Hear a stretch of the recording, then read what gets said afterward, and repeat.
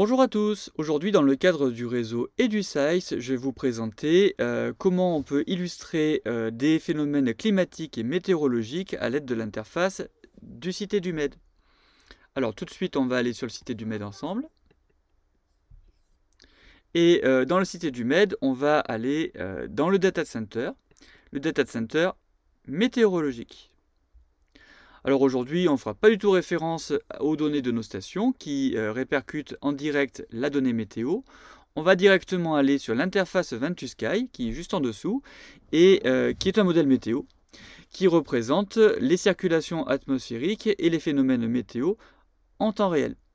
Alors par défaut, c'est quelque chose qui est centré sur le bassin méditerranéen sur notre site, mais aujourd'hui, nous allons travailler à l'échelle globale. Alors à l'échelle globale, ce que l'on voit sur l'animation ici, c'est le déplacement des vents, des masses d'air, et les différences de couleurs représentent en fait les différences de vitesse de déplacement de ces masses d'air. Alors avec les élèves, qu'est-ce qu'on peut faire? On peut déjà commencer par afficher les températures. Donc hop, on va cliquer ici sur température. Et là, on a une petite idée des gradients de température à la surface de la planète. Aujourd'hui, le jeudi 10 décembre. Alors on identifie évidemment tout de suite une zone intertropicale qui est une zone chaude avec des températures qui sont plus élevées et bien sûr des zones polaires qui sont plus froides. Alors ça, normalement, ça étonne pas trop les cinquièmes, hein, qui connaissent la place de la Terre autour du Soleil et qui savent que ces gradients de température, normalement ils doivent le savoir, sont liés en fait à des variations de l'angle d'incidence des rayons solaires à la surface du sol. Alors il faut bien comprendre que ce que nous avons là, ce sont des données météorologiques, c'est-à-dire des données qui vont tout simplement concerner aujourd'hui. Alors l'interface, par contre, fait de l'archivage, c'est-à-dire qu'on a ces données qui sont également enregistrées dans le passé. Et donc on va demander aux élèves d'aller voir si dans le passé, c'est toujours la même chose. Donc on va demander à nos classes de choisir un jour au hasard. Donc je sais pas, moi tiens, on va aller en septembre 2016, le 10 septembre 2016. Et le 10 septembre 2016, qu'est-ce qu'on va observer? On va observer la même chose, c'est-à-dire qu'on va observer le même type de gradient de température, avec une zone intertropicale qui reste équatoriale et qui est très chaude, et des zones polaires qui sont beaucoup plus froides. Alors avec ça, c'est un bel exemple pour commencer avec nos élèves à aborder la notion de météorologie et de climatologie. Ce qui fait la météo, c'est la température d'aujourd'hui. Ce qui va faire la climatologie, ce qui fait les climats, c'est la persistance des conditions météo à un même endroit. Et donc là, on commence à voir qu'effectivement, aux mêmes endroits de la planète, on a toujours les mêmes conditions météorologiques et qui se répètent. Alors on peut enchaîner avec les précipitations. Et donc le 17 septembre 2016, si on regarde un petit peu le temps qu'il faisait, eh bien on se rend compte qu'il va pleuvoir beaucoup sur toute la zone équatoriale. C'est-à-dire que là sur la carte, c'est pas la peine que je trace l'équateur, je le vois très très bien. On a une petite zone qui est fine et qui va être caractérisée par des précipitations. Alors phénomène météo, phénomène climatique. On va revenir à aujourd'hui. Donc aujourd'hui nous sommes le 10 décembre 2020. Et donc le 10 décembre 2020, on observe exactement la même chose, c'est-à-dire une bande qui correspond à la zone équatoriale, et sur cette bande équatoriale, aujourd'hui, il pleut.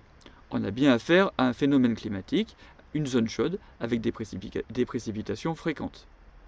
Ceci dit, si on regarde sur les zones intertropicales, au nord et au sud de l'équateur, on voit qu'il y a une carence de précipitations, et on va pouvoir définir avec nos élèves, si je fais réapparaître les températures, des zones désertiques et de déserts chauds.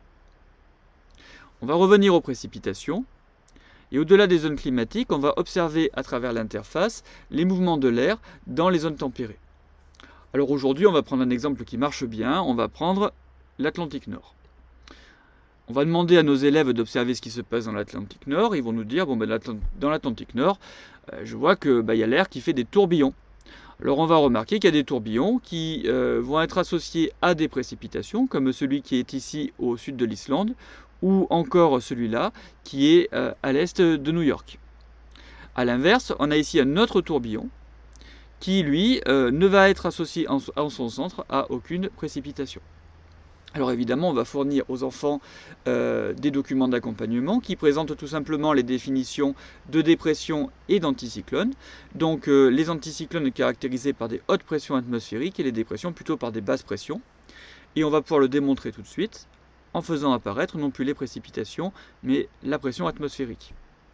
Donc on a une jolie illustration ici sur la carte d'un anticyclone au niveau des Açores et d'une dépression dans l'Atlantique Nord au sud de l'Islande, ce qui est assez classique finalement en cette saison. On va demander aux élèves de regarder un petit peu dans quel sens ça tourne tout ça, et ils vont nous dire qu'effectivement ici on a l'anticyclone qui tourne dans le sens des aiguilles d'une montre alors que la dépression tourne dans un sens anti-horaire.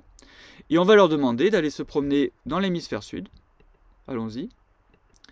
Et dans l'hémisphère sud, qu'est-ce qu'on va observer? Alors je vais laisser l'affichage des pressions atmosphériques histoire que ce soit plus clair.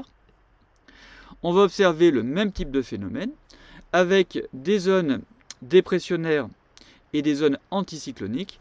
Par contre, dans l'hémisphère sud, eh bien, ça va tourner en sens contraire, c'est-à-dire que l'anticyclone va tourner dans le sens inverse des aiguilles d'une montre, alors que la dépression va tourner dans le sens horaire. Voilà, c'est tout pour aujourd'hui. À bientôt.